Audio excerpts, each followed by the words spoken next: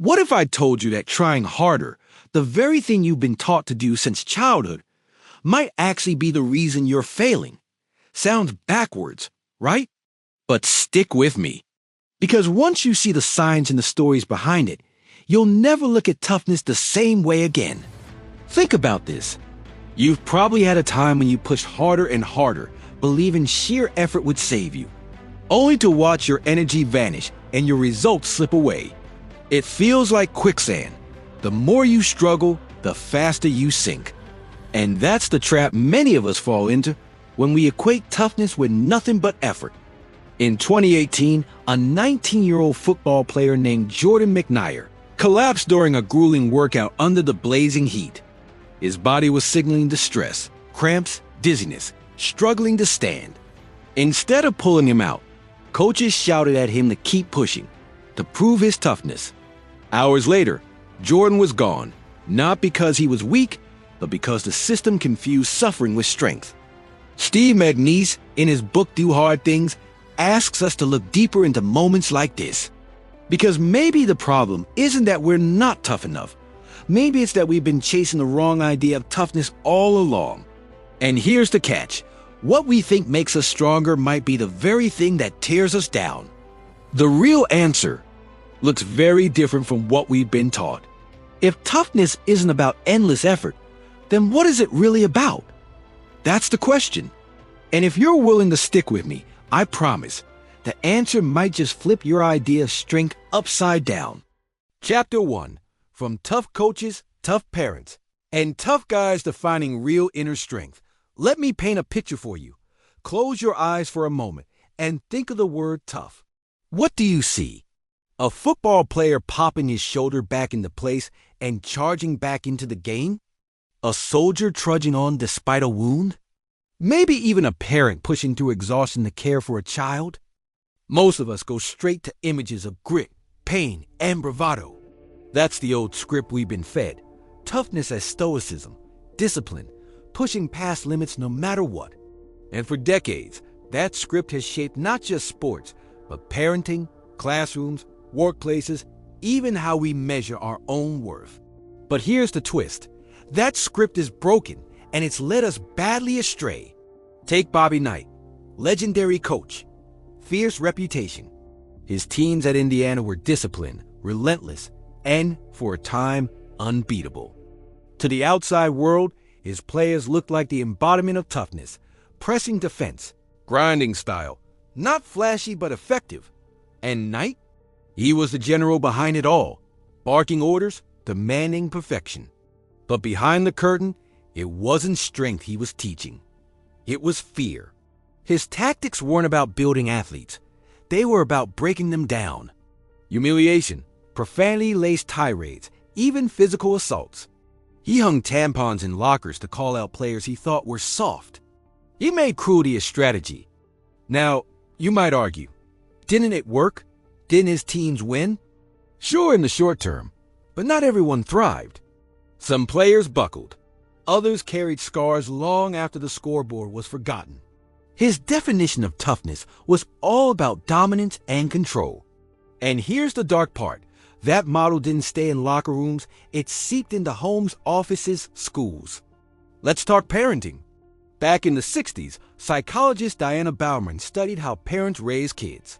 She noticed two big ingredients: how much warmth and support they give, and how demanding they are. Some parents tilt too far towards softness, permissive, letting their kids get away with anything. Others lean hard the opposite way, authoritarian, cold, strict, punishing. That second group? They look a lot like Bobby Knight in the living room. Do this because I said so. High demands, low support. Fear as a tool. And for decades, many parents believed this was the way to raise resilient kids. Push them, punish them, toughen them up. If you weren't strict, you were weak. The irony: studies show authoritarian parenting doesn't build resilience. It builds dependence. Kids raised this way often end up less independent, more rebellious, more likely to crack under pressure. Just like athletes who can only push hard when a coach is screaming in their face. It's the same story in workplaces too. Bosses who equate yelling with leadership, control with respect, they think they're toughening their employees. In reality, they're just breeding fear, burnout, and fragility. This brings us to a word that keeps cropping up: callous. That's how the old script defines toughness. Harden up. Develop a thick skin. Show no weakness. Don't cry, don't flinch. Don't ever let them see you sweat. It sounds heroic, right? Like a Karate Kid moment, the bullied kid returning to deliver justice. But in reality, it's absurd. We've sent kids on laps until they puke, not to train fitness, but to toughen them up. We've glorified grinding through pain, as if suffering itself were a badge of honor. And here's where it gets dangerous. That mindset doesn't just lead to bruised egos. It can kill. Think about Jordan McNair, a 19-year-old football player at the University of Maryland. In 2018, during a brutal conditioning workout in the heat, his body began shutting down. He bent over, cramping, struggling. His body was screaming for help. But instead of pulling him out, coaches shouted at him to keep going, to drag himself across the field, to tough it out. Hours later, after a disastrous delay in medical care, Jordan died of heat stroke, not because he wasn't tough enough, but because the adults around him confused recklessness with resilience. They mistook suffering for strength. And it happens more than we want to admit. Extreme workouts leaving athletes hospitalized with rhabdo, a muscle breakdown that can lead to kidney failure. Kids quitting sports altogether, not because they lack passion, but because they're exhausted, anxious, burned out. Even in families, authoritarian parenting leaves marks. Kids raised on fear tend to misbehave more, rebel harder, and struggle with independence. Even in the military, the very place we imagine as the home of toughness, research shows soldiers from authoritarian homes actually cope worse with stress than those raised with nurturing support. So here's the paradox. The very style we thought created toughness actually produces fragility. It looks like strength from the outside, but it's hollow. It's fake toughness. What does fake toughness look like? It's the coach throwing tantrums to show control, the bully picking fights to hide insecurity, the executive yelling in a boardroom because he can't face his own fears. It's a mask, bravado without backbone. And the truth is, real toughness couldn't be more different. Real toughness isn't about bulldozing through. It's about navigating. It's not about fear or control. It's about clarity and composure. Let me give you a counterexample. Pete Carroll, longtime coach of the Seattle Seahawks. On paper, he might sound like a player's coach. Yoga in practice, meditation, even ring toss to break tension. Sounds soft, right? Yet Carroll is one of the few coaches to win both a college championship and a Super Bowl. His players talk about his ability to keep them steady, focused, and resilient. Carroll doesn't shy away from hard work. He demands it, but he gives his athletes tools to handle the adversity. He doesn't scream to instill fear.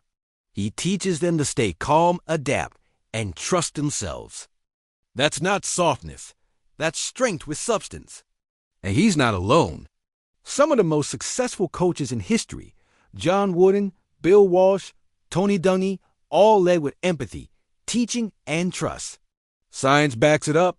Studies show players coached this way develop more grit, not less. So here's the revelation. Real toughness isn't about being callous. It's about being responsive. It's about facing discomfort with clarity, not denial. It's about working with your body and mind, not against them. Think of it like this. The old model gave us one tool, a hammer, and told us to smash every problem with it. The new model gives us a whole toolbox: awareness, adaptability, perspective. Instead of bulldozing through, we learn to navigate. Around, over, under, or sometimes just waiting until the storm passes. And once you see the difference, you can't unsee it. Fake toughness is loud, angry, brittle. Real toughness is quiet, steady, flexible. That's the shift. That's the mystery we've been missing. But the question remains, how did we all get fooled in the first place? Why did so many coaches, parents, leaders, maybe even you and me, buy into the myth that suffering equals strength? To answer that, we've got to dig into where this script came from. And it turns out the roots go back to the military and a lesson we misunderstood from the start. And that's where the next part of the story begins. Chapter 2, Sink or Swim. How we took the wrong lesson from the military. Picture this. Texas, summer of 1954. Heat rising from the ground like an oven. Dust in the air. A group of nearly 100 college football players pile off buses in the middle of nowhere. They think they're heading to a camp with green grass and maybe even swimming. Instead, they step into what will become one of the most infamous training stories in sports history, Bear Bryant's Junction Camp. Bryant, the new coach at Texas A&M, had a mission. He wanted to toughen his players, to sort the strong from the weak. So he hauled them off the Junction, a desolate town in the Texas Hill Country, at the peak of a drought and a brutal heat wave. What followed was less a training camp and more a survival ordeal. The conditions were miserable. Players threw up during scrimmages. They gasped for water that wasn't there. They collapsed under the heat. And every day more of them quit. The newspapers even tracked the body count, headline after headline, announcing who had walked away. Out of the 100 or so who started, barely 35 lasted. They called themselves the Junction Boys. When you hear the story now, it sounds like a badge of honor. "We went in as boys and came out as men," one of them said. "Survive, and you're tough. Quit, and you weren't cut out for it." That's the legend. But here's the part people skip. That season, those toughened players lost 9 out of 10 games. They got thrashed. The real turnaround didn't come until 2 years later, when a fresh batch of talent joined players who hadn't even been at Junction. So, was it really the camp that made the difference? Or was it simply recruiting better athletes? The truth is, Junction wasn't about developing toughness. It was about sorting. Throw everyone into the fire, see who survives, and call the survivors tough. That's not development. That's elimination. And plenty of talented players, future pros, even a future war hero, walked away, not because they lacked toughness, but because the whole thing was reckless. So why do we still glorify this? Why do we tell the story as if the suffering itself was the secret? Because it fits the narrative we've been conditioned to believe, that toughness comes from sheer pain, from surviving the hardest possible conditions. Sink or swim. And this is where we made a crucial mistake. We borrowed that mindset from the military, but we misunderstood the lesson entirely. Think of the Navy SEALs' infamous Hell Week. To outsiders, it looks like pure sadism, sleepless nights, icy water, endless physical punishment. But here's the catch. Hell Week isn't about building toughness. It's about testing it. The goal isn't to create strong soldiers. It's to see who already has the resilience to survive war conditions. It's a filter, not a classroom. Sports coaches, bosses, and even parents saw Hell Week and thought, that's the model. That's how you build toughness. They copied the punishment, but ignored the teaching. They took the sorting and called it training. And in doing so, they missed a deeper truth about how real resilience is developed. Here's what the military actually figured out. Toughness isn't forged in fire alone. It's taught. It's prepared. It's practiced. After the Korean War, when huge numbers of American soldiers broke under the trauma of being prisoners of war, the military realized they couldn't just rely on sink or swim. They created survival schools like SCRE Survival, Evasion, Resistance, and Escape. Soldiers didn't just get dumped into the wilderness or a prison camp simulation. First, they sat in classrooms learning how to stay calm under stress, how to regulate emotions, how to manage fear, how to resist breaking when interrogated. Only after building those skills did they face the harsh training, capture simulations, interrogations, even psychological games like being blasted with eerie sounds or locked in small boxes. It was terrifying. But it was effective because they had a foundation. The suffering wasn't the point. The learning was. Think about it like vaccines. A vaccine exposes you to a controlled dose of a virus, so your immune system learns how to fight it. Too much too soon, and your body collapses. Just enough, and you build resilience. That's what stress inoculation is. And that's what the military was doing. Teaching first, then exposing soldiers to manageable doses of stress. So when the real chaos hit, they could stay clear-headed. Contrast that with the Junction Boys model. No teaching, no preparation. Just throw kids into the deep end and see who drowns. That's not building toughness. That's negligence. And here's the fascinating part. Even the best soldiers, the ones we imagine as unbreakable, admit they feel the pull to quit. Under extreme stress, everyone, even elite warriors, faces the same inner storm. The fog, the panic, the urge to escape. Some manage to hold steady, not because they're superhuman, but because they've learned skills to navigate that storm. That's the hidden truth. Toughness isn't about not feeling fear or stress. It's about how you handle them when they arrive. Think of a moment in your own life when anxiety hijacked your brain. Maybe you were waiting for a text from someone you liked, and the hours dragged on. At first, you brushed it off. Then you checked your phone every 10 minutes. Then every 5. Your stomach tightened. Your mind spun stories. Maybe they're ghosting me. Maybe they found someone else. Before you knew it, you were spiraling. That's what stress does. It narrows your world. It pushes you toward rash decisions. Send a barrage of texts. Quit the job. Drop the project. Walk away. It's not weakness. It's biology. Your brain craves closure, any closure, even if it's the wrong move. Real toughness is about holding space in that moment, creating just enough pause between the feeling and the reaction, giving yourself room to choose wisely instead of lashing out. That's what the best soldiers, athletes, and leaders do. Not because they're fearless, but because they practice navigating discomfort until it becomes second nature. So let's go back to the myth. The Junction Camp, Hell Week, authoritarian coaches, strict parents, they all cling to the same old idea. Suffering equals strength. But the truth, as the military itself has shown, is different. Real toughness isn't sink or swim. It's learn to swim, then practice in rough water, so when the storm hits, you don't drown. And that's the turning point. Once you see toughness not as bulldozing through, but as navigating wisely, the whole game changes. Which raises the next big question. If toughness is really about navigating discomfort instead of faking bravado, then where does it begin? What's the first step to ditching the facade and embracing reality? That's where the first pillar comes in.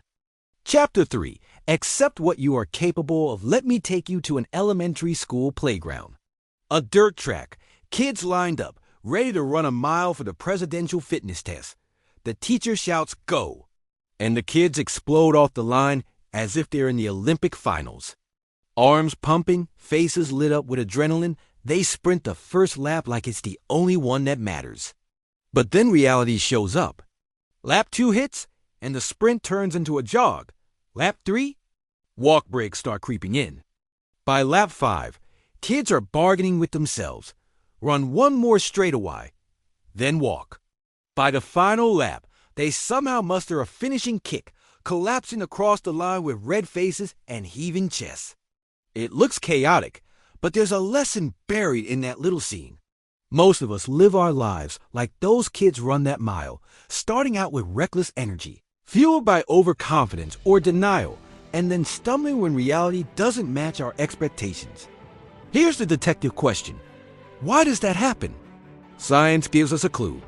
When you take on a challenge, a race, a project, even a tough conversation, your brain is constantly making calculations. How hard does this feel compared to what I thought it would feel like? If it feels easier, you push harder. If it feels harder, panic sets in. Wait, if I'm already exhausted now, how will I make it to the end?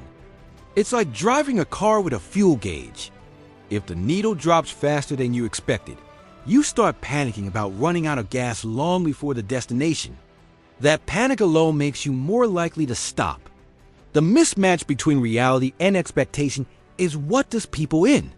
And here's the twist. The tougher person isn't the one who blindly pushes forward, ignoring all signals. It's the one who adjusts, who aligns their expectations with what's actually happening. The magic lies in pacing, knowing where you are, what you're capable of, and acting from reality instead of fantasy. Now, let's zoom out from the track. Think about starting a new project at work. You go in brimming with confidence. This will be smooth. I'll crush it. But a week in, the problems pile up, deadlines shift, and suddenly you're overwhelmed. That sinking feeling, the same panic as the kid who realizes he's only on lap 2, makes you want to quit. This is where real toughness begins, not with bravado, but with acceptance. Accepting what you're capable of. Accepting the actual demands in front of you. Not inflating your abilities. Not hiding from your limits. Just being brutally honest with yourself. And yes, acceptance sounds almost soft. But in truth, it's the foundation of resilience. Because when you accept reality, you stop wasting energy on denial. You stop sprinting the first lap pretending you're invincible. Instead, you pace yourself for the real journey. Let's ground this with an image. Imagine climbing a ladder up to your roof. At first, you're fine. A few feet off the ground doesn't scare you. But the higher you go, the more uneasy you feel. Look down from 10 feet, and your stomach flips. Rationally, you know you'll survive even if you fall, maybe with just some bruises. But your body still reacts with sweaty palms and shaky legs. Now, take that same ladder and stretch it up a cliff face, thousands of feet in the air. No safety rope. Just your fingers gripping tiny edges of rock. One wrong move and it's over. That's the world of free solo climbers like Alex Honnold. For them, there's no illusion of safety. The fear is real, the stakes absolute.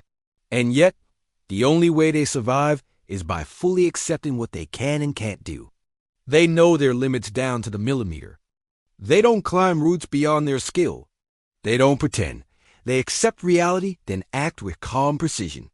That's toughness. Not pretending you're fearless, but respecting fear as information. Not denying your limits, but working with them so you can stretch them without breaking. Think of another everyday example. Writing.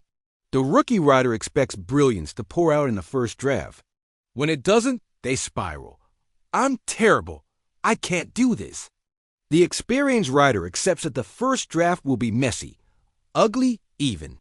That acceptance frees them to keep going. And guess what? They actually finish. Acceptance doesn't mean lowering the bar. It means setting a bar that matches reality so you can clear it and then raise it step by step. It's like pacing a marathon. Too fast and you crash. Too slow and you never test yourself. But hit the right rhythm and you can go further than you imagined. Here's the trap of old school toughness.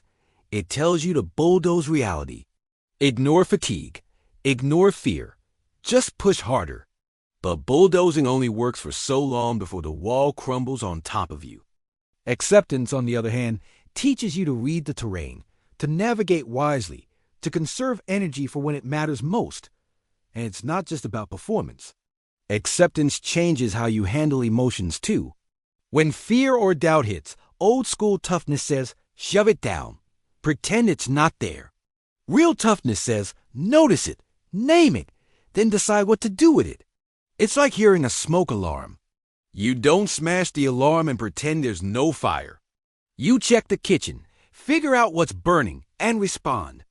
I've seen athletes, executives, even parents fall into the same trap as those sprinting kids starting fast, fueled by unrealistic expectations, then collapsing when reality kicks in. And I've seen the opposite. People who approach challenges with quiet realism, who pace themselves, who accept discomfort as part of the deal. Guess which one's last? Acceptance is the first step because it shifts your relationship with difficulty. Instead of fighting reality, you work with it. Instead of spiraling when things feel harder than expected, you recognize, adjust, and keep moving. It's less glamorous than the Hollywood version of toughness, but it's far more effective. And that leads us to the heart of the mystery. If real toughness starts with acceptance, what comes next? Once we embrace reality, how do we carry ourselves in a world that often confuses noise with confidence? That's the next clue in the case, and it might just flip your idea of toughness on its head. Chapter 4: True Confidence is Quiet. Insecurity is loud. Let me start with a question. How do you spot someone who's truly confident? Most of us get it wrong. We think confidence is the loud guy at the bar telling stories at full volume, or the boss who pounds the table to make a point, or the athlete who struts, chest out, talking trash before the game. That's the image we've been sold. Big, brash, booming. But here's the twist. Most of the time, that noise isn't confidence. It's insecurity. The louder someone feels the need to project, the more fragile they probably are underneath. Real confidence? It's quiet. It doesn't need to prove itself. It's like a steady heartbeat, strong enough to keep you alive, but so subtle you barely notice it's there. Let me give you an example. Years ago, researchers looked at athletes and how they performed under pressure. You'd expect the cocky, swaggering ones to thrive, right? But the data showed something different. The ones who did best weren't the trash talkers. They were the ones who stayed composed, who didn't need to announce themselves, who let their actions speak. That's the detective clue right there. Confidence that's real doesn't need a megaphone. Think about it in everyday life. Picture two coworkers. One barges into meetings, interrupts, and makes sure everyone knows how hard they're working. The other quietly delivers, time after time, no drama. Who do you trust when things get rough? The quiet one. The first person may sound convincing, but when the pressure hits, they're the ones who crumble, because their performance has always been a mask. This is where old school toughness got us twisted. It taught us that toughness means projecting strength, even faking it if we have to. Coaches, bosses, even parents push the idea. Show no weakness. Look strong. Dominate. And on the surface, it works, at least for a while. But inside, that facade rots. Let me paint a scene. You're standing on a starting line, about to run a race. One guy next to you is bouncing around, yelling, slapping his chest. He wants the world to know he's ready. Another stands calmly, eyes forward, breathing slow. Which one's actually more prepared? I'll bet on the calm one every time. Why? Because real confidence isn't about controlling the outside world. It's about controlling your inside world. The noisy kind of confidence is fragile. It depends on others watching, clapping, admiring. It feeds off external validation. Take the crowd away, or let something go wrong, and it collapses. The quiet kind? It comes from trust built through preparation. You know what you can handle because you face challenges honestly. You've accepted your limits, worked on them, and seen yourself grow. That's the foundation of true confidence. Here's a metaphor. Imagine a house. The loud confidence is like a mansion built of cardboard, flashy paint, fake columns, big sign out front. But the first storm tears it down. The quiet confidence is a modest house built on stone. It doesn't grab attention, but it weathers anything. And it's not just about performance. Think of relationships.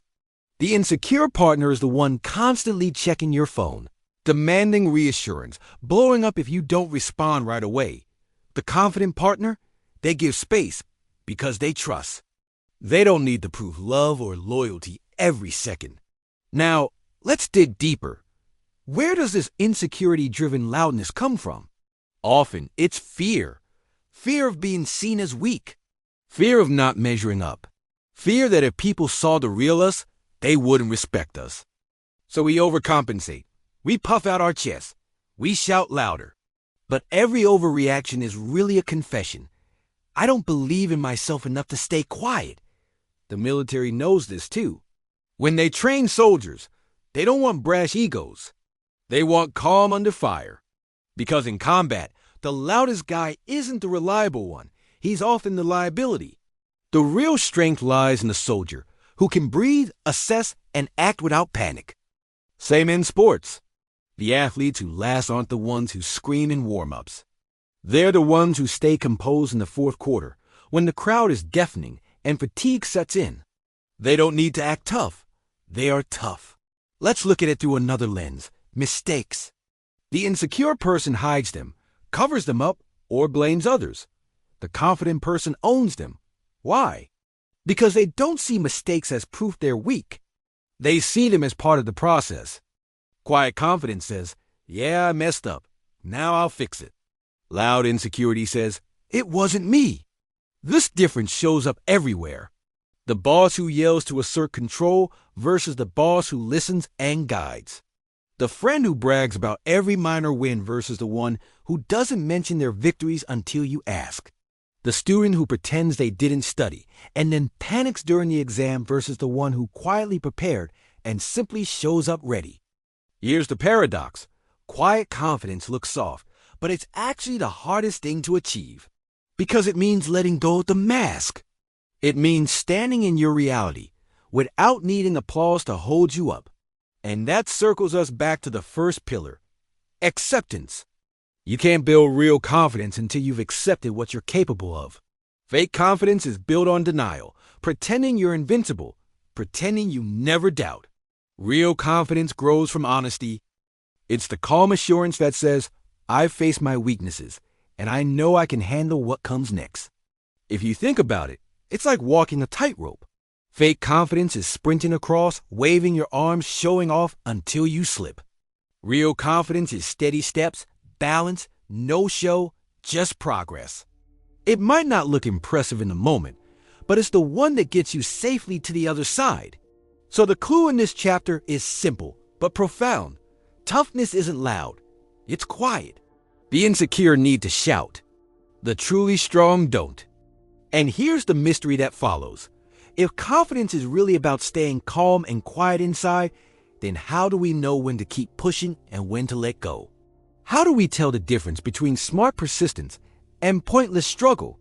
That's where the next part of the story leads us. Chapter 5. Know when to hold 'em and when to fold 'em. Imagine you're playing poker. The cards are in your hand, chips stacked on the table, and every eye is watching. Sometimes you get a good hand, sometimes not. The trick isn't in winning every round. It's in knowing when to push forward and when to quietly fold. Save your chips and live to play another day. That's not just poker. That's life. And it's also toughness. We've been told that toughness means never giving up. Push through. Keep going no matter what. But here's the detective twist. The toughest people aren't the ones who fight every battle to the death. They're the ones who know which battles to fight and which to walk away from. Think about the myth of old school toughness. The coach who screams, never quit. The parent who insists winners never give up. It sounds inspiring, but in reality, that kind of blind persistence can ruin you. Because sometimes pushing harder isn't strength. Sometimes it's foolishness. Here's a story. A football player at practice starts feeling dizzy, cramping. His body is screaming, stop. But the coach, locked into the no-quit mindset, yells at him to keep going. The player pushes through and collapses. That's not toughness. That's tragedy born from the inability to fold when folding is the right move. We see it in other places too. Think about work. You start a project, but the deeper you go, the clearer it becomes. This idea is flawed. Maybe the market isn't there. Maybe the timing is wrong. Maybe it just doesn't fit. Old school toughness says, double down, work harder. Don't give up. Real toughness says, step back, pivot, put your energy where it counts. It's the same in relationships. Staying in something toxic because you don't want to quit isn't strength. It's fear of letting go. Real strength is walking away when you know it's the healthier choice. So why is folding so hard for us? Because we confuse quitting with weakness. We're terrified that if we let go, people will see us as soft. So we cling, we grind, we push long past the point of reason. But toughness isn't about clinging, it's about clarity. Think back to poker. A pro doesn't fold because they're scared. They fold because they know the odds.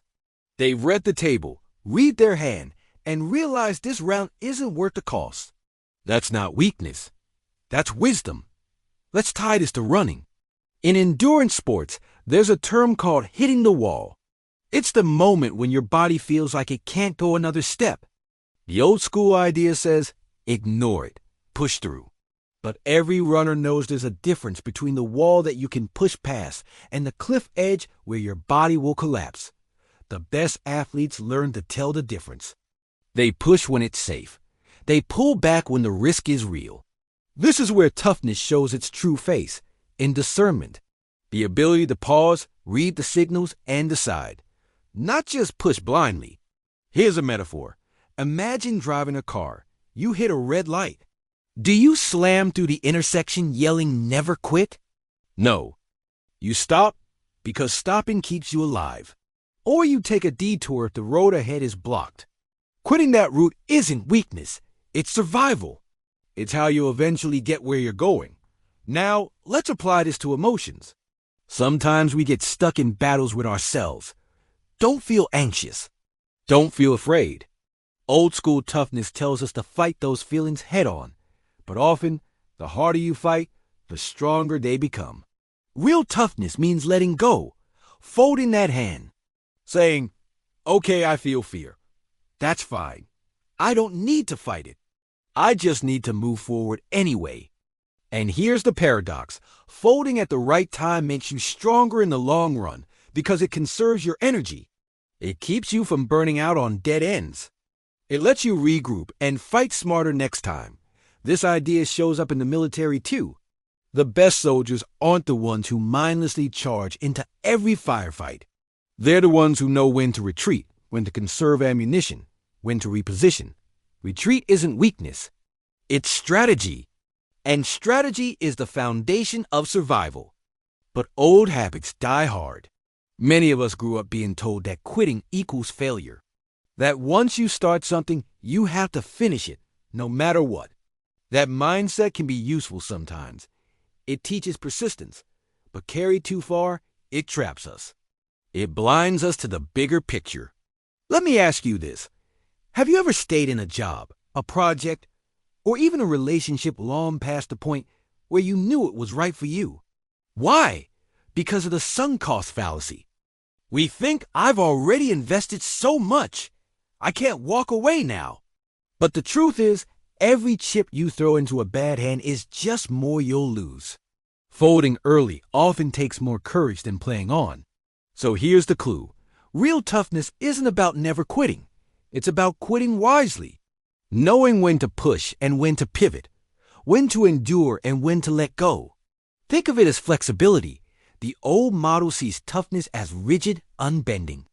But rigidity snaps under pressure. Flexibility bends, adjusts, and survives. That's real resilience. And once you grasp this, the picture of toughness changes. It's not the bulldozer smashing through everything. It's the navigator steering carefully, adjusting course, knowing when to speed up and when to slow down. So here's the question that follows. If real toughness requires this kind of wisdom, this ability to fold at the right time, how do we learn to read those signals? How do we tell the difference between discomfort we should push through and danger we should step back from? The answer lies in the second pillar, listening to the body. Because the body is always talking. The challenge is whether we're willing to hear it. Chapter 6. Listen to your body. Let me ask you something. When was the last time you ignored what your body was telling you? Maybe you stayed up too late even though your eyelids felt like sandbags. Or you kept scrolling on your phone though, your head ached and your eyes burned. Or maybe you pushed through a workout, legs screaming, because you thought stopping would make you weak. We've all been there, and it's no accident. For decades, we've been taught that toughness means ignoring the body. Push through, block it out. Don't let the signal slow you down. But here's the hidden clue. Your body isn't the enemy. It's the messenger. And if you want real toughness, the kind that lasts, you have to learn to listen. Let's rewind to something you've probably heard before. Mind over matter. Sounds inspiring, right? Just will yourself past the pain. But neuroscience tells a different story. The mind and body aren't separate. They're in constant conversation. Every sensation, fatigue, tightness, butterflies in your stomach is a signal. A clue in the bigger mystery of how you're actually doing. Ignore those clues, and you're flying blind. Take fatigue, for example. Most people think it's a simple measure of muscle running out of gas. But scientists have shown it's more like a protective governor in a car engine. Your body slows you down before you truly hit empty, not because you're weak, but because it's trying to keep you safe. Fatigue is like a warning light on your dashboard. You can push past it sometimes, sure, but if you rip the bulb out, you're asking for an engine failure. That's what happened to Jordan McNair, the young football player whose story we touched earlier. His body was screaming, but instead of listening, the adults around him demanded silence. The result wasn't toughness. It was tragedy. So the question becomes, how do you learn to listen without being ruled by the signals? How do you know when pain is something you can work through, like sore muscles after training, and when it's a red flag? Here's the answer. You practice. Elite athletes are masters at this.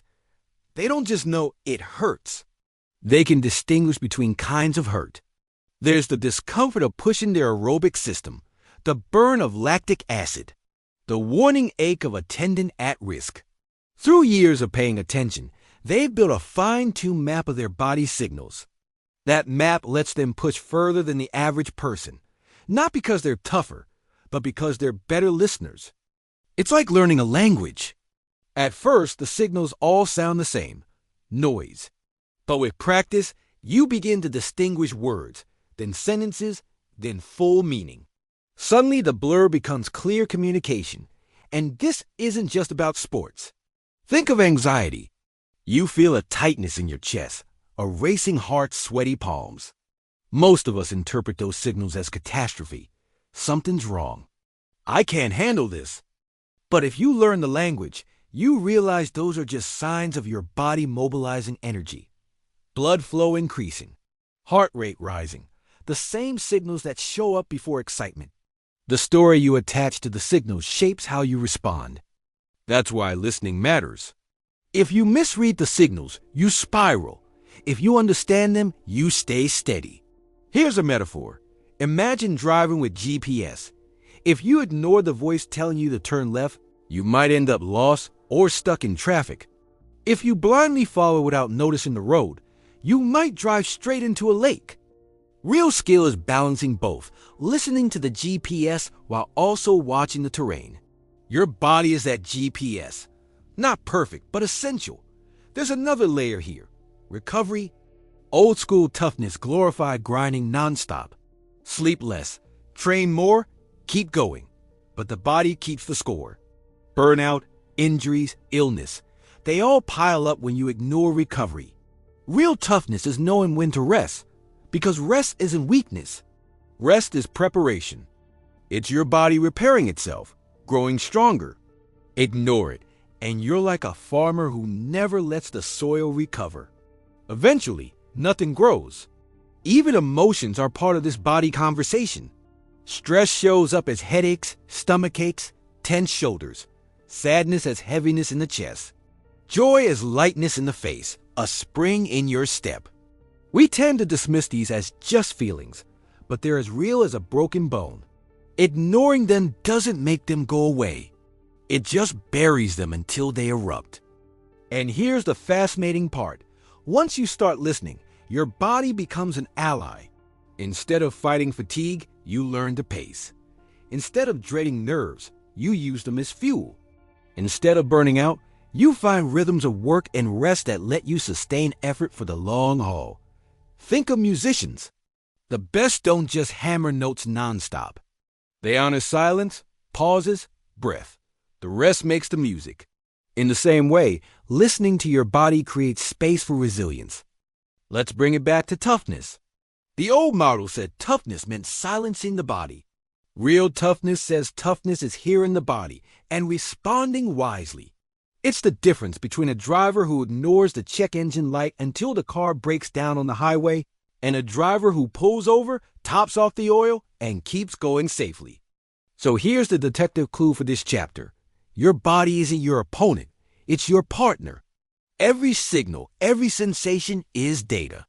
And the toughest people aren't the ones who block it out. They're the ones who learn to read the signals like a map, guiding them through the hard terrain without losing themselves along the way. Which leads us to the next mystery. If listening to the body is part of real toughness, then how do we handle the storm inside our heads? The chatter, the doubts, the endless thoughts that can either steady us or sabotage us. That's where the story turns next. Chapter 7. Control your attention. Picture this. You're standing at the free throw line in a packed arena. The score is tied. 10 seconds left. Thousands of people are waving, yelling, stomping, trying to rattle you. Your heart is hammering, sweat dripping into your eyes. You've made this shot 1,000 times in practice. But right now, with the noise pressing in, your mind goes blank. Or worse, it fills with chatter. What if I miss? Everyone's watching. Don't choke. This is the battle of attention. And it's one of the most important, yet most misunderstood, parts of toughness. See, the old script told us toughness is about blocking everything out. Laser focus, tunnel vision, don't let distractions in. But here's the twist. Attention isn't about force, it's about skill. And the tougher you are, the better you get at steering your focus where it matters most. Think of your attention like a flashlight in a dark room. Wherever you point it, that's what you see. Point it at your fear, and fear fills the room. Point it at the task, and the path lights up. The trick isn't to make the distractions disappear. The trick is choosing what to illuminate. And here's the detective clue. Most of us don't control the flashlight. It jerks around on its own, yanked by noise, stress, and emotions. Real toughness is grabbing hold of it, steadying the beam, and pointing it with intention. Take marathon runners. At mile 20, pain is everywhere. Legs feel like bricks. Breathing's ragged. The old school advice says, ignore the pain. But that never works. The more you try not to think about it, the louder it gets. Instead, the best runners shift attention. They focus on rhythm, or their breathing, or the crowd. They acknowledge the pain without feeding it. By steering their spotlight, they keep moving forward. This isn't just about sports. Think of sitting in a meeting where someone criticizes your work. Your gut tightens. Your mind fires up with comebacks. If your flashlight locks onto defensiveness, you miss what's actually useful. But if you steer it toward curiosity, what's true here? What can I use? You walk away better, not bitter. Here's a metaphor. Imagine you're scrolling through channels on TV. Old school toughness tells you to smash the remote. Stay stuck on one channel, no matter what's playing. Real toughness says, hold the remote, switch deliberately. Don't get hijacked by whatever's loudest. Choose the channel that serves you. Now, let's talk about pressure. When the stakes are high, our brains love to zoom in on threats. It's survival wiring. Back in the wild, it kept us alive. Hear a rustle in the bush, better to lock in on it. But in modern life, that wiring backfires. At the free throw line, the rustle becomes what if I miss? At the job interview, it's what if they don't like me? At the wedding toast, it's what if I stumble on my words? You can't erase those thoughts. But you can redirect attention. The great performers aren't fearless. They're skilled at guiding the flashlight back to what matters. The shot, the breath, the next word. Here's where practice comes in. You can train your attention the same way you train a muscle. Meditation, for example, isn't about floating away into bliss. It's flashlight training. You notice when your mind wanders. You bring it back, over and over. Each rep strengthens your grip on that beam. But don't think this is just about calm. Sometimes toughness means widening the beam. Picture a quarterback. He can't lock onto one receiver and ignore the rest. He needs broad attention, scanning the field, reading defenders, spotting openings. Other times, toughness means narrowing it. A sprinter in the blocks focuses only on the gun, nothing else. The skill is flexibility. Knowing when to zoom in, when to zoom out, when to shift entirely. Like a detective following clues, you don't stare at one piece forever. You adjust as the case unfolds. Let's ground this in everyday life. Say you're writing a big report. Focus too narrow, and you obsess over one sentence for hours. Too broad, and you're overwhelmed by the whole project. Real toughness is zooming in when you draft, zooming out when you edit, shifting back and forth as needed. Another layer, attention to others. We often think toughness is self-centered. I'll block everyone out, do my thing. But some of the strongest leaders, coaches, and parents show toughness by shifting the flashlight outward, by listening fully, by noticing what others need. That's not weakness. That's strength that connects. And here's the kicker. Attention shapes experience. Where you place it literally changes how you feel. Focus on how tired you are in a run, and you'll feel worse. Focus on the scenery or the beat of your feet, and the same run feels easier. Focus on insults, and the day is ruined. Focus on kindness, and the same day glows. So toughness isn't about shutting out the world. It's about choosing what world you live in, moment by moment, by steering your attention. But let's not sugarcoat it. This takes practice. It takes slips and recoveries. Your flashlight will wander. Your job isn't to clamp it down perfectly. It's to notice and gently bring it back. That's where real strength lies, in the comeback, not the perfection. Which brings us to the next puzzle. If our attention can be guided, then what happens when the storm inside, the emotions, the doubts, the fears, threaten to hijack it completely? How do we face those internal surges without being swept away? That's the next clue waiting for us. Chapter 8, Respond. Don't react, picture this. You're driving, calm music on, coffee in the cup holder. Then someone cuts you off, slamming into your lane without signaling. Your heart spikes, hands grip the wheel.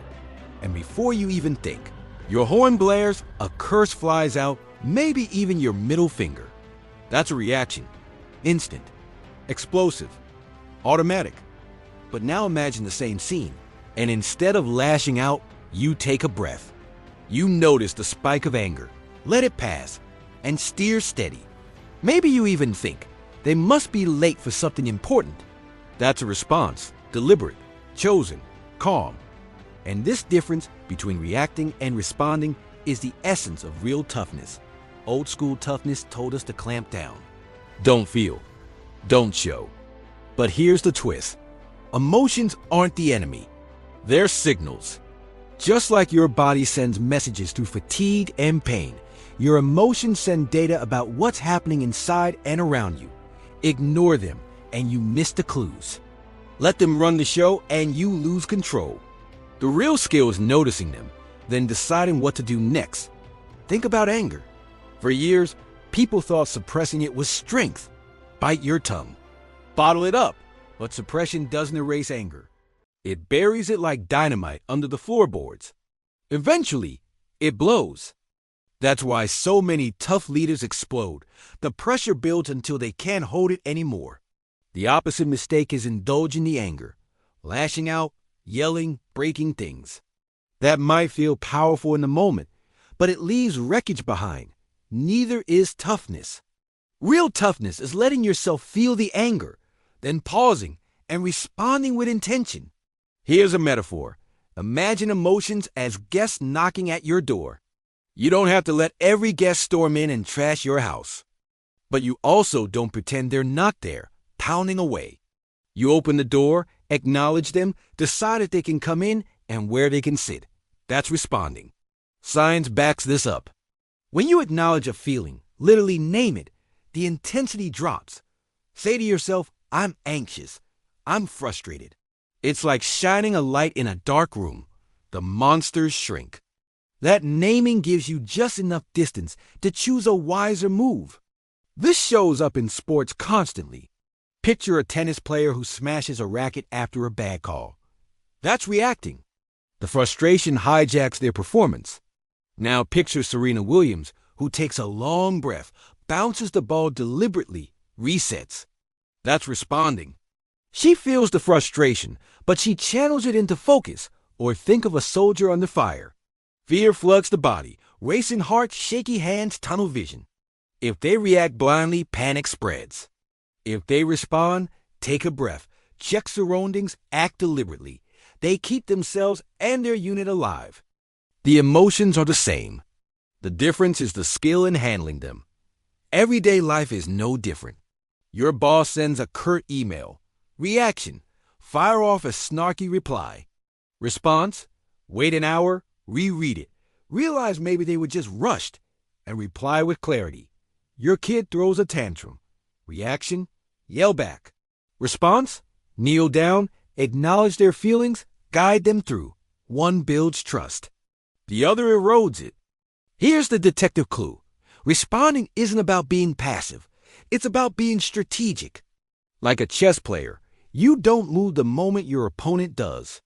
You pause, scan the board, then act in a way that sets you up for the long game. That pause is the hinge of toughness. And here's the secret. You can train it. One way is through breath. When you feel emotions rising, your breath is the fastest way to sow the surge. A slow exhale tells your nervous system, you're safe. That tiny shift buys space between the trigger and your action. Another way is self-talk. Instead of spiraling, I can't handle this, you ground yourself. I've faced challenges before. I can face this too. It doesn't make the emotion vanish, but it turns a tidal wave into something you can surf. This idea challenges the old model. Old school toughness glorified snapping back instantly, the soldier barking orders, the coach screaming at refs, the executive slamming the table. It looked strong, but it was just reactivity in disguise. And reactivity is brittle. It shatters under sustained pressure. True toughness is quieter. It's the leader who pauses before speaking, the athlete who breathes before serving, the parent who steadies themselves before responding to a child's meltdown. It doesn't grab headlines, but it wins in the long run. Here's a metaphor to hold on to. Reacting is like a match. Quick, hot, burns out fast.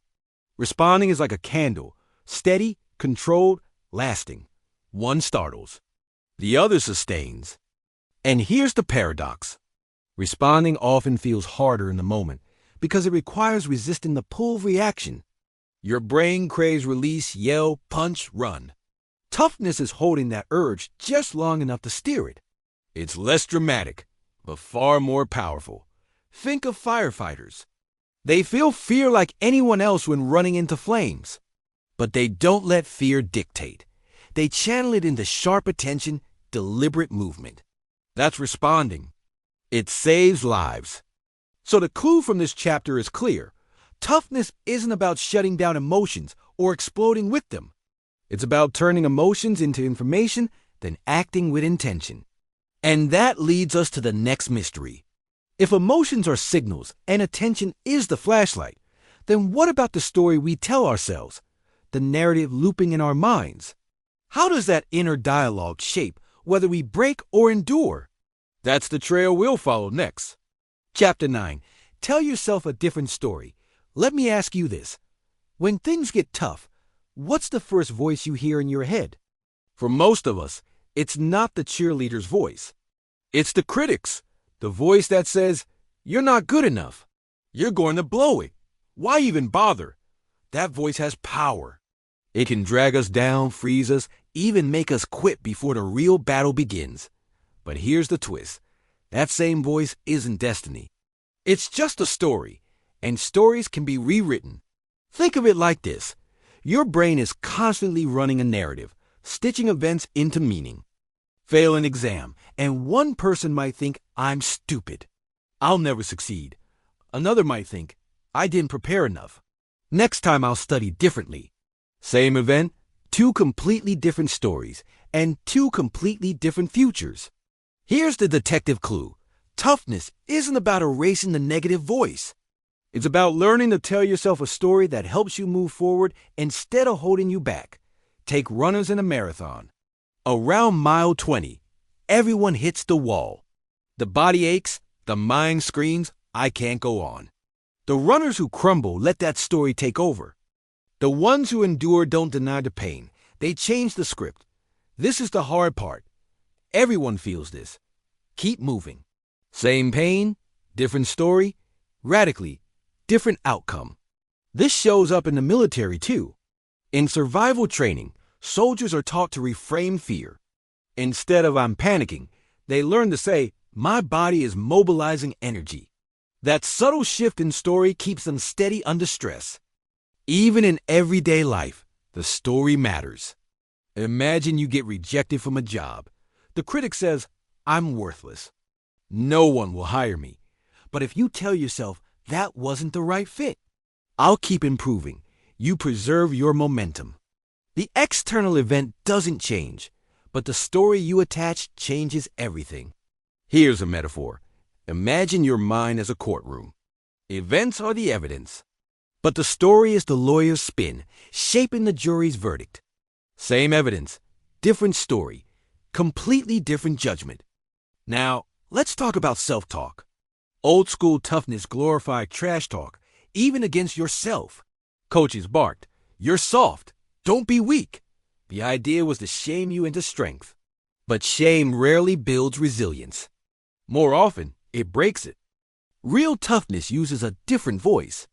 Not fake positivity, not cheesy affirmations, but constructive framing. It's the voice of a good coach, honest but supportive, firm but encouraging. The kind of voice that says, "Yes, this is hard. Yes, you're struggling. And yes, you can handle it." Think about how you talk to a friend.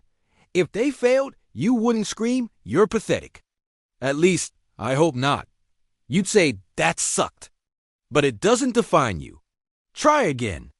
Yet with ourselves, we use the cruelest words. Real toughness is learning to be your own ally instead of your own bully. There's science here too. Studies show that athletes who use supportive self-talk perform better under pressure. Not because they trick themselves into ignoring reality, but because they guide their focus to what they can control. It's like switching from a story of doom to a story of agency. And let's be clear, this isn't about delusion. Telling yourself, "I'm the best ever" when you're not prepared won't help. That's just noise. The story has to be grounded in truth. If you bomb a presentation, you don't pretend it was flawless. You tell yourself, "That was rough. I got nervous.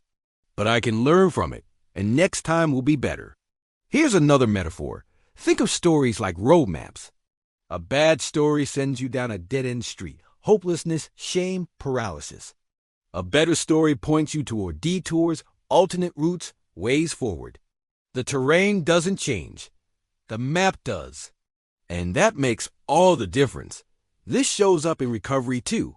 When athletes tear an ACL, the story they tell determines their rehab. "My career is over" leads to despair. "This is a setback, but I can come back stronger" fuels persistence. The injury is the same. The outcome isn't. So how do you change your story? First, you notice it. You catch the critic in the act. Second, you question it. Is this story actually true, or is it just fear talking? Third, you reframe. You write a new version, one that's still real, but opens a door instead of slamming it. It's like editing a script. The first draft from your mind is often messy, full of exaggeration, but you can rewrite it. And the rewrite changes how you act. Here's the paradox. Changing your story doesn't mean ignoring struggle. In fact, the best stories acknowledge the pain. They just don't stop there. They add, "And I kept going. And I learned. And I grew." That's what resilience sounds like. Think of the stories we celebrate culturally, the underdog comebacks, the heroes who face defeat and rise again. We love those stories because they're true to life. Nobody gets through unscathed. The power is in what happens after the setback. So here's the detective clue for this chapter. The narrative in your head is one of the biggest determinants of toughness. Change the story.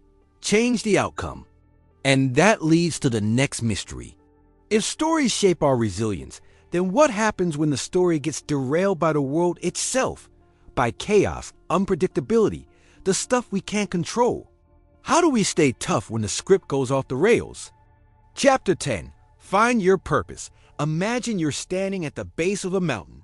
The trail stretches upward, switchback after switchback, rocks loose under your shoes, air thin as you climb. Your legs ache, lungs burn, sweat stings your eyes. Everything inside you whispers, "Stop, turn back. Now imagine someone you love is at the top, waiting. Or imagine at the summit is something you've dreamed about your whole life. Suddenly, the same pain feels different.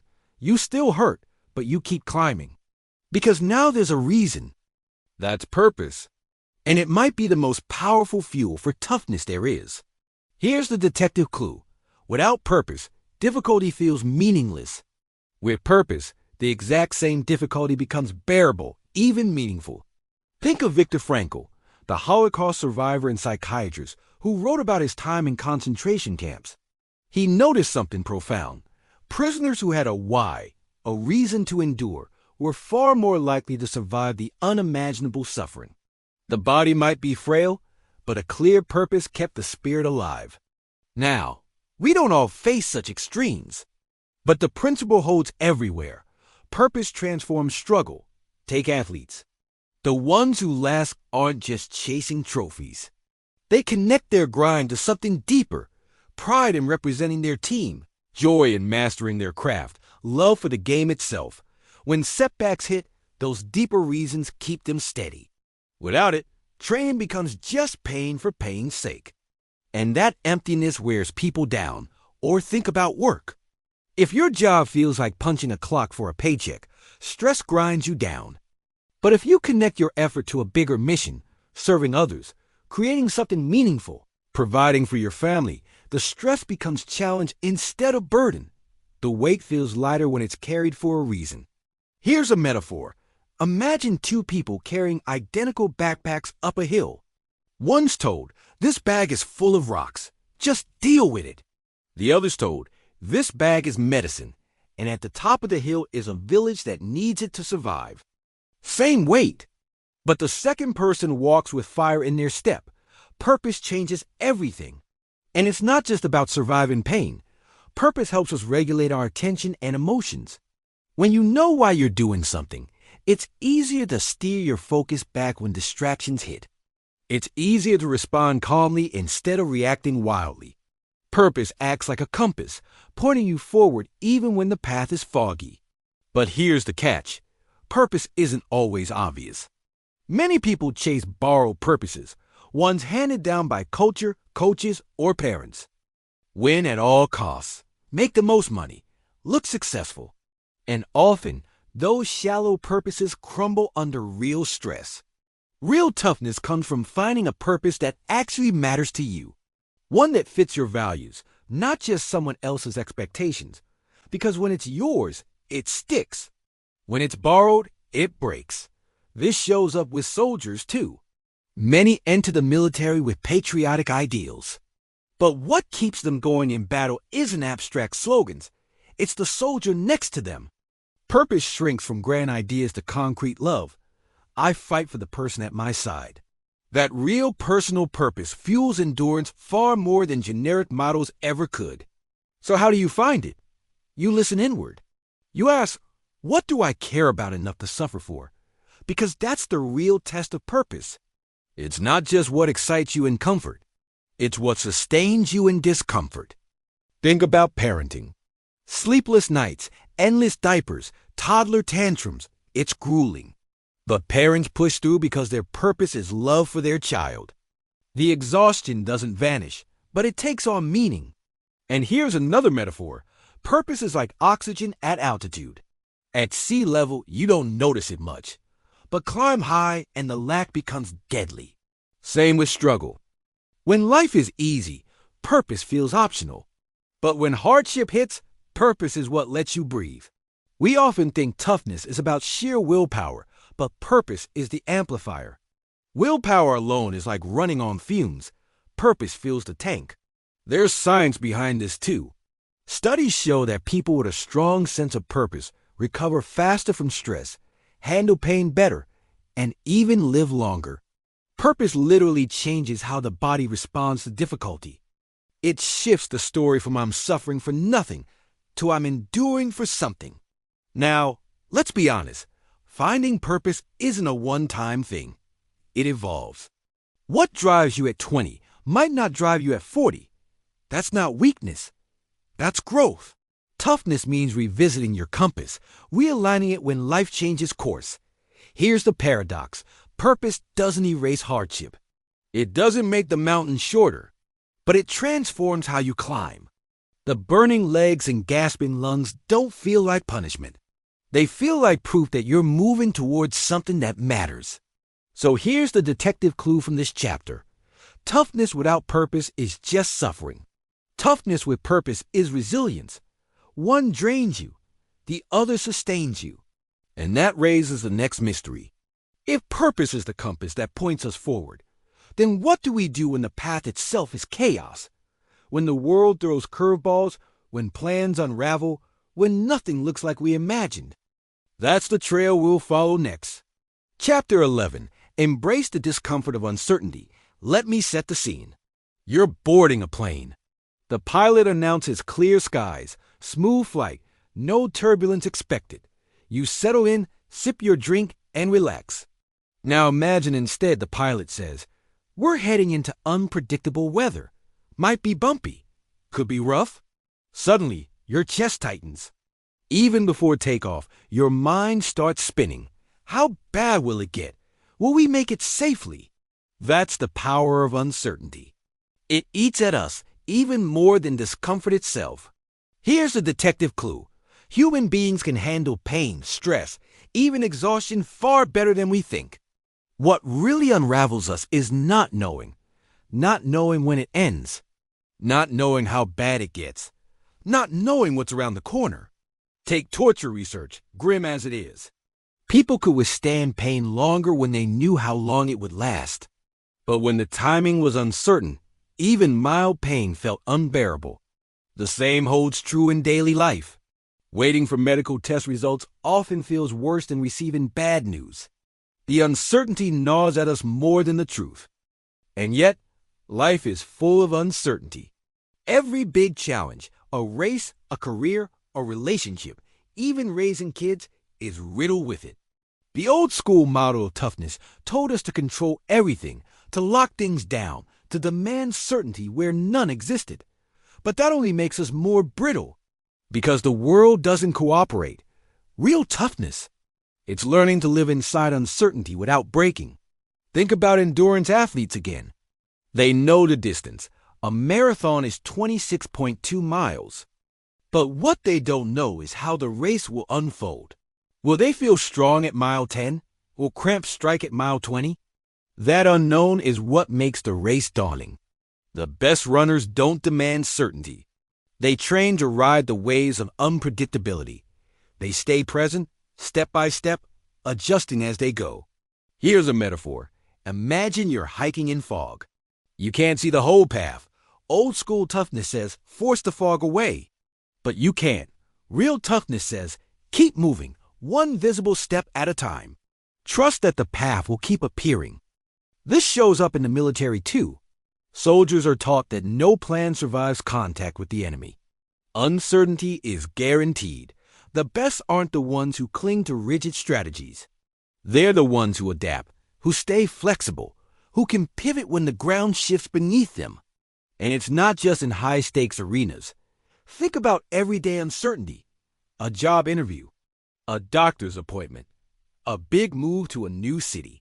The waiting, the not knowing, that's what keeps us up at night. Our mind spins stories, usually the worst-case scenario. That's our brain trying to gain control in a space where control doesn't exist. Here's the paradox. The more you fight uncertainty, the more it controls you. The tougher move is acceptance. Not resignation, but acknowledgement. Yes, I don't know. And that's okay. This is where mindfulness comes in. Mindfulness isn't about being zen all the time. It's about noticing the swirl of uncertainty without letting it sweep you away. You anchor yourself to the present moment, the breath, the step, the conversation, instead of time traveling into imagined disasters. Think of it like surfing. You don't control the waves. You ride them. Some are small, some knock you off. But if you stay loose, balanced, and willing to fall and get back up, you survive. If you stiffen, demanding flat water, you drown. Uncertainty even changes how we perceive effort. Studies show that runners slow down more when they don't know the distance left compared to when they do. The unknown weighs heavier than the actual miles. But when runners accept the mystery, focusing on the rhythm instead of the finish line, they last longer. This matters in work too. Projects rarely unfold exactly as planned.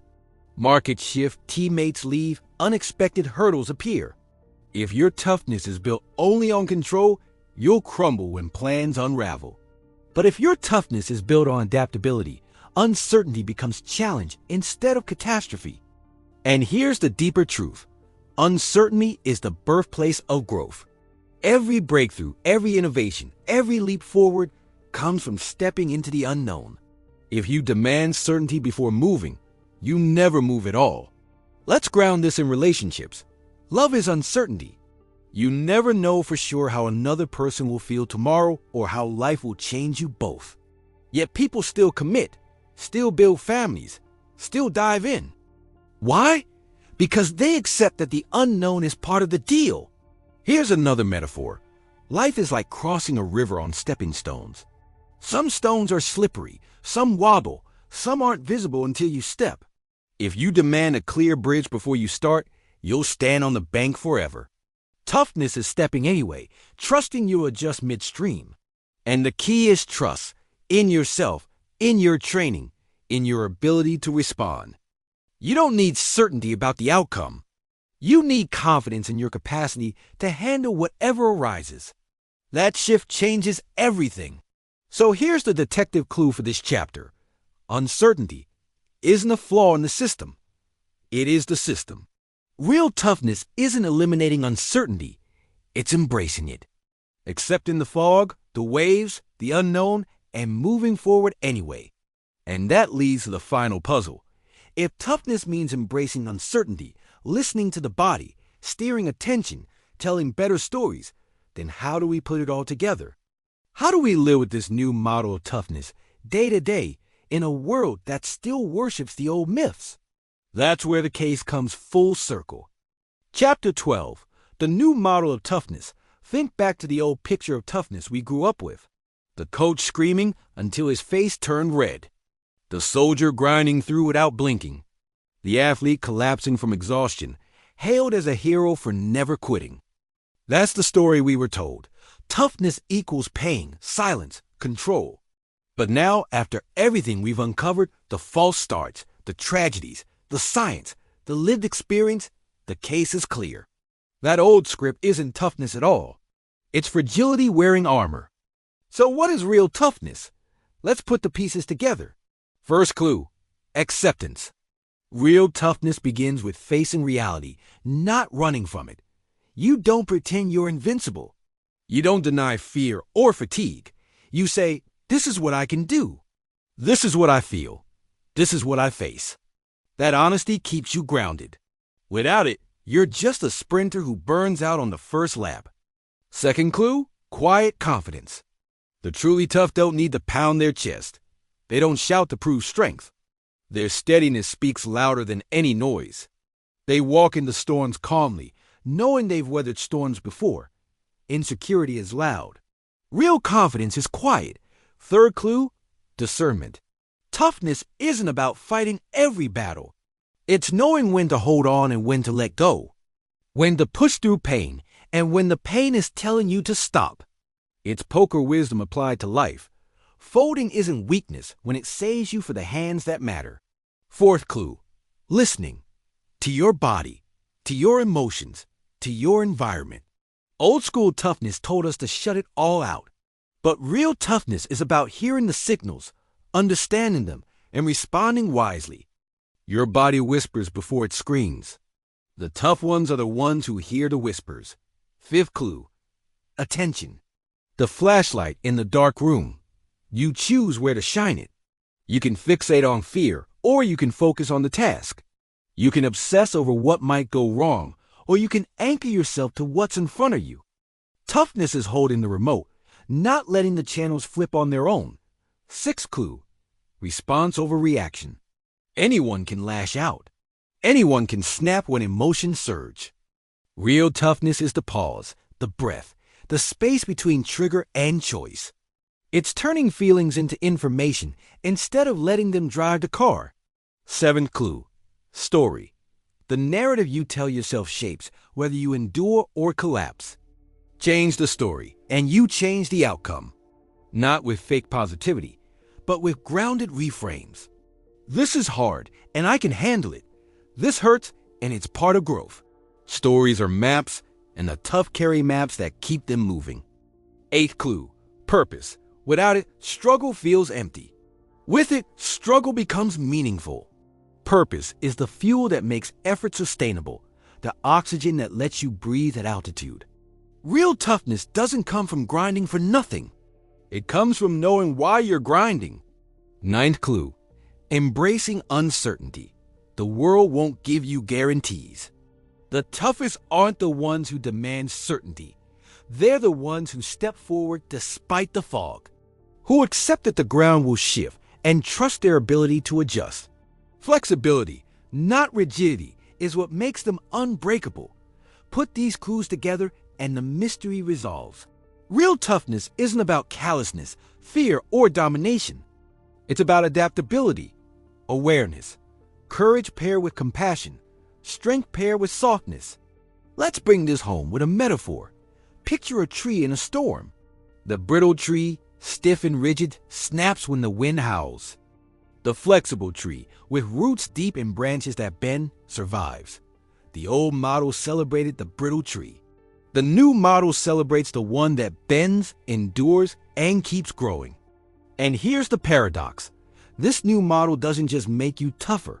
It makes you more human, more connected, more capable of withstanding not just physical challenges, but emotional ones, relational ones, life itself. Look at the people you admire most. Chances are, it's not the loud bullies or the harsh tyrants. It's the ones who stay steady under pressure, the ones who care and endure, the ones who find meaning in struggle and keep going with quiet strength. Real toughness isn't about never feeling pain, fear, or doubt. It's about learning to dance with them, to move forward alongside them, to let them sharpen you without breaking you. So the next time you face something hard, whether it's a race, a breakup, a job loss, or just the chaos of everyday life, remember this. You don't have to bulldoze through. You don't have to wear armor so heavy it crushes you. You just have to face what's real, steady your attention, listen to your body, respond with intention, and move forward with purpose. That's toughness. Not the fake version we were sold, but the real thing. And once you've seen it, you can't go back to the old myths. You know the truth now. Toughness isn't about hardness. It's about strength with depth. It's about being both resilient and responsive. It's about being human, fully, fiercely, unapologetically human. If this journey has spoken to you, I invite you to support the author by purchasing the book, Do Hard Things. Every page was written with care, research, and lived wisdom, and owning the book is a way of honoring that work. Beyond the words we shared here, the book itself offers the full depth, detail, and heart of the message. Your support not only sustains the author's craft, but also keeps important ideas alive and reaching more people. A small act, buying the book, carries a big impact.